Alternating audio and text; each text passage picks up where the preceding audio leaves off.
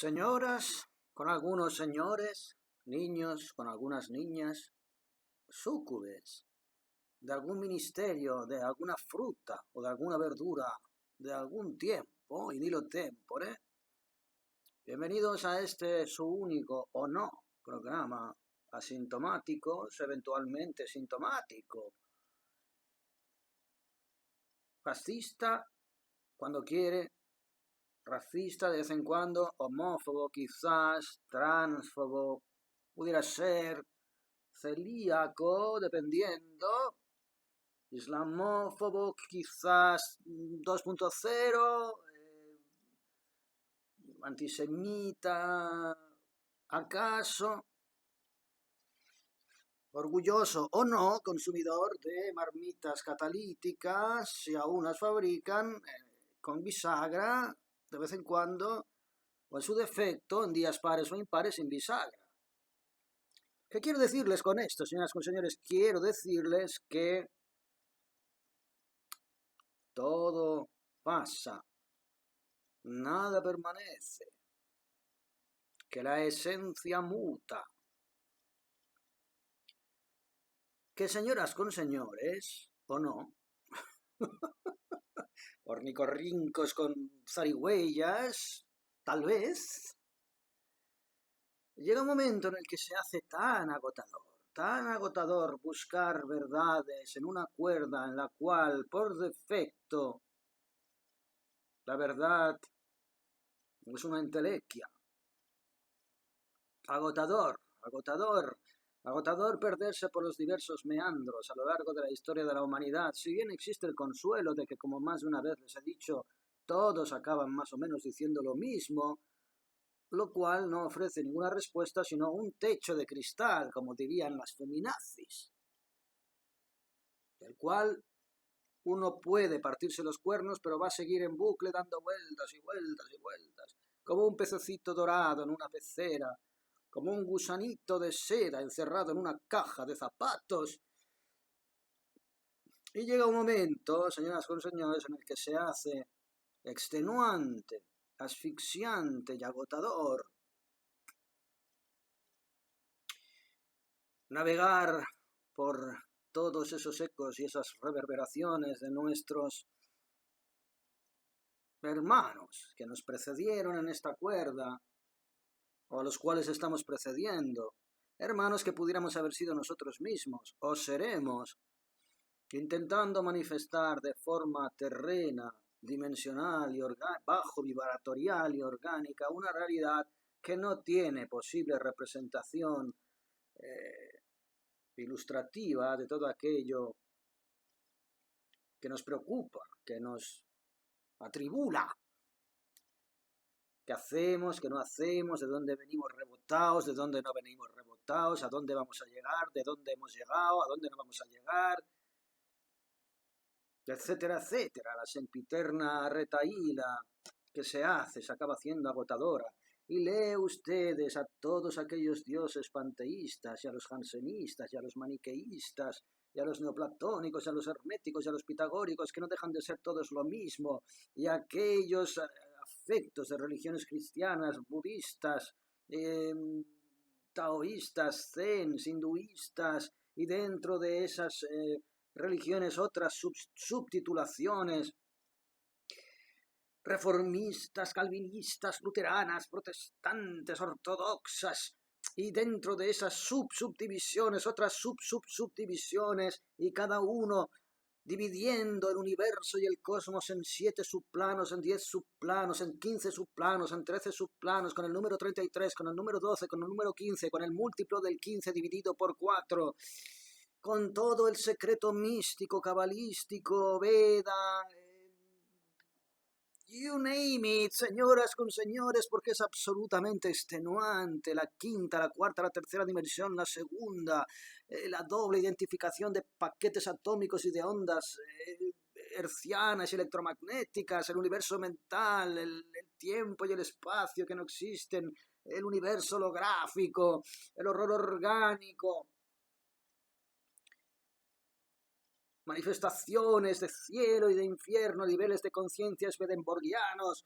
quinto, ni cuarto, tercer nivel, segundo nivel, primer nivel, en el cual cada uno representa lo que puede representar en función de lo que ha recogido en sus vidas precedentes y su karma, y en función de lo que podrá proyectar en sus vidas futuras, que al mismo tiempo pueden ser reverberantes de las pasadas. 5, 4, 3, 2 y 1, y vamos, y venga, vamos a mejorarnos, y venga, que estamos aquí en una nueva oportunidad para poder implementar nuestro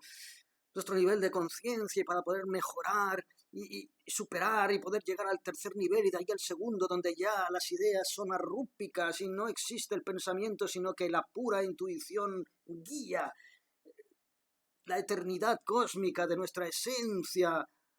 Pero tenga usted cuidado, porque si tropieza tendrá que reventarse una vez más los cuernos, empezando de cero en absoluta amnesia para poder de una vez más volver a implementar su propia integridad espiritual, álmica, en connivencia con su nivel astral, mental y físico, y vuelta y dale, y otra vez a empezar.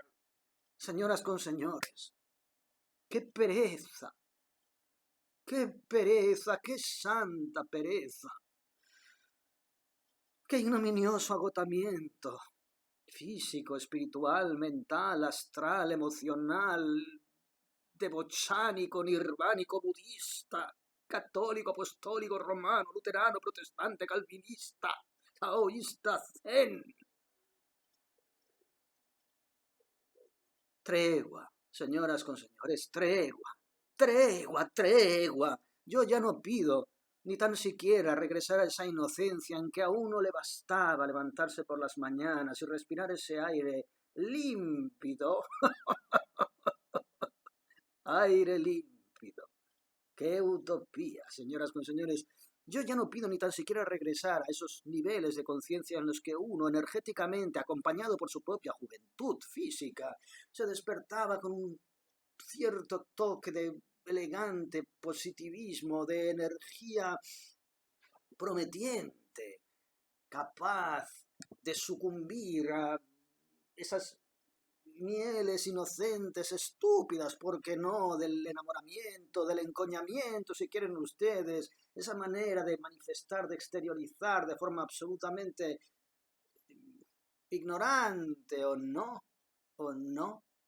sus propias energías vitales, que no eran más que manifestaciones efímeras, acotadas en un terreno totalmente alucinatorio, hipnótico, divagante, de espacio y de tiempo. Uno ya no pide regresar a esos estratos en los cuales el simple deglutir de un cachopo cojonudo podía reportarle a elementos superiores, a cielos infinitos, a los reinos celestiales y espirituales, swedenborgianos, o la simple capacidad de apreciar el suave tacto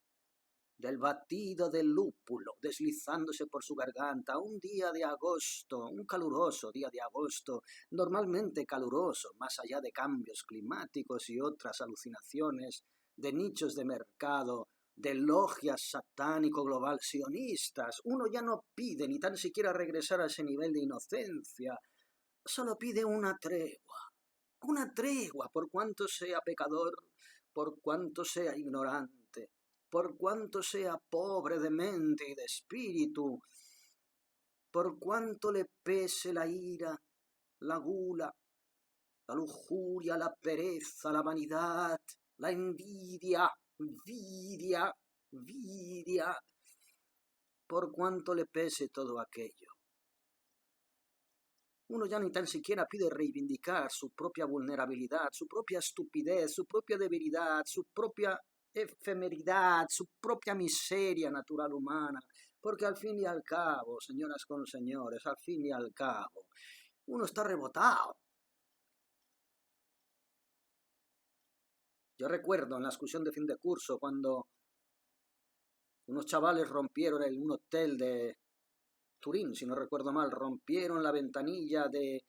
esas ventanas que cubren las mangueras antiincendios, rompieron esa ventana, sacaron la manguera, intentaron meterla cuando oían al profesor que llegaba y apretando la puertecilla reventaron el vidrio y salieron todos corriendo. Yo en aquel momento subía las escaleras, absolutamente inocente,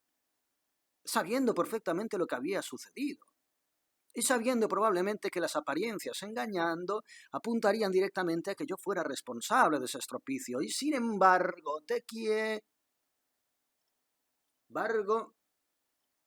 me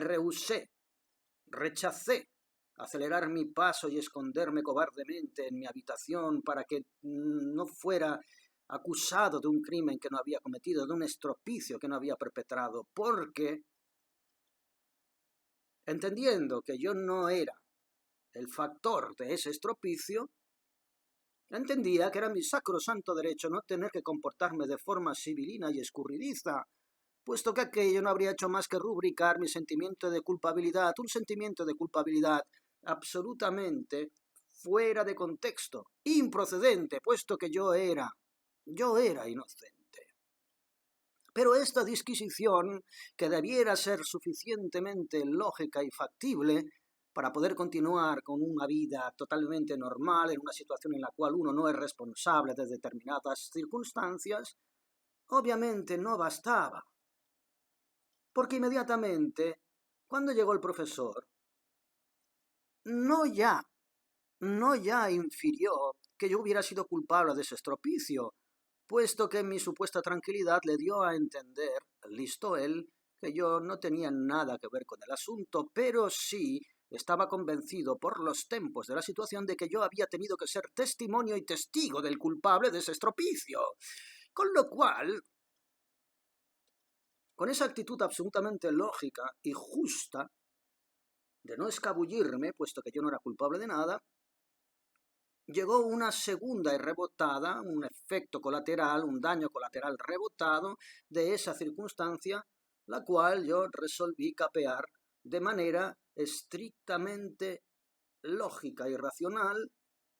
elucubrando que vivimos en un mundo que funcione en base a las normas lógicas y racionales que nosotros mismos nos hemos dado. Normas escritas, como todas normas y todas leyes, para ser violadas, estupradas y absolutamente ignoradas por sus propios factores.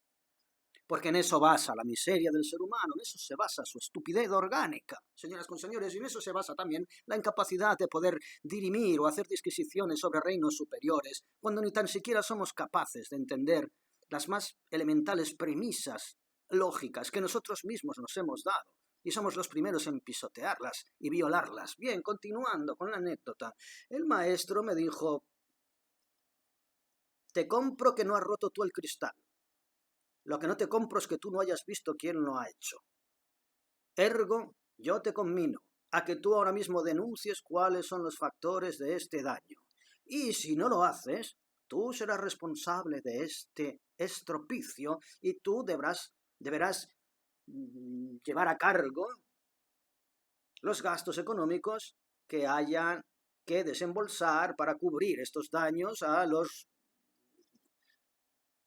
propietarios de este establecimiento. Bien, señoras con señores,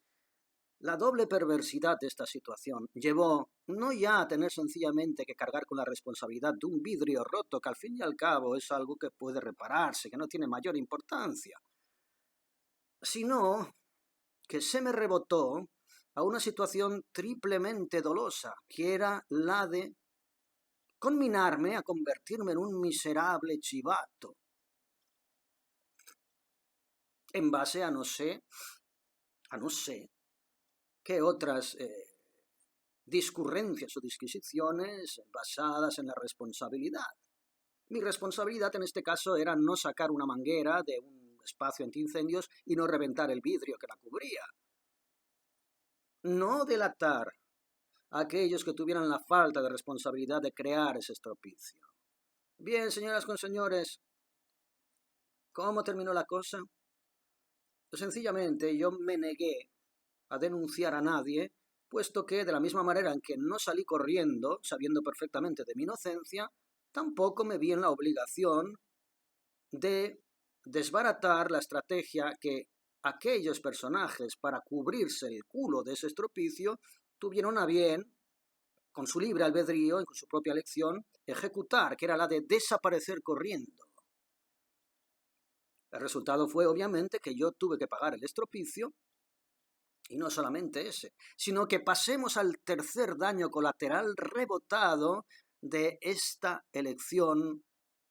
que yo llevé a cabo en base a las premisas que les he explicado. Al día siguiente, aquellos perpetradores del estropicio material me retiraron la palabra. No ya que agradecieran, no, cosa que jamás pedí en ningún momento. Es que literalmente me retiraron la palabra. ¿Por qué me retiraron la palabra? Hay un bucle mental, social, cognitivo, culpabilizador, llegando en términos más profundos, que les llevó a sentirse hasta cierto punto tan avergonzados de no haber sido responsables de su propio daño, que les llevó a transportar ese sentimiento de culpabilidad y de vergüenza hacia mi propia persona en el comportamiento manifestado de retirarme la palabra por sentirse en deuda, y ese sentimiento de deuda de alguna manera les generaba precisamente retroactivamente ese sentimiento de culpabilidad, con lo cual, fíjense, una decisión tan sencilla como la de pasar por un lugar en el que hay una circunstancia o un accidente del cual usted no es responsable y usted decide sencillamente adoptar la posición que le corresponde, es decir, la de persona inocente, le lleva no ya a un daño, sino a 2 daños y a 3 daños rebotados. Quizás es por ello, señoras y señores, que en esta cuerda universal la gente no quiere ser responsable de lo que hace y de lo que piensa o de lo que dice. Quizás es por ello que incluso hoy en día, en una situación en la que está yéndose todo a tomar por el culo y están absolutamente finiquitando el Estado de Derecho, deconstruyendo la civilización occidental, la gente opta por mirar hacia otro lado y callar, e incluso denunciar a aquellos que están dando la cara, policías de balcones, etcétera, etcétera. Sí, señoras con señores, probablemente eso tiene mucho que ver con el reflejo del infierno swedenborgiano. Un infierno que creamos nosotros mismos, un infierno de autocensura, un infierno de culpa, muchas veces incluso alucinatoria, que está convenientemente y agendadamente estimulada para que nadie levante cabeza y pierda la más mínima capacidad de correlacionar hechos, causas y efectos, con lo cual les es perfectamente factible en un momento determinado justificar un 20% de aumento de mortalidad tras la campaña de vacunación global, diciendo que beber zumo de naranja puede causar infartos, por ponerles un ejemplo, que no es ni grotesco ni caricaturesco, es que es real. Es que hay gente que está leyendo estas noticias en la prensa, la misma gente que leía que tenía algún sentido sanitario ponerse o quitarse una mascarilla en función de estar consumiendo en una terraza o no. Bien, señoras con señores, ¿entienden ustedes por qué es agotador? ¿Y por qué llega un momento en el que incluso dirimir sobre la sustancia única de la divinidad, al estilo spinoziano o brunesco, o el arriba y abajo, hermético, lo que ustedes quieran, su largo y odiseico periplo por estos meandros de peregrinación cósmica para mejorar o dejar de mejorar, ganarse el pase a un cielo superior, volver a bajar al inferior, este continuo pinball, este puñetero videojuego. ¿Entienden ustedes? Porque llega un momento en el que es agotador y uno no quiere jugar más. Uno quiere apagar la puta tele, desenchufar la consola y sencillamente ser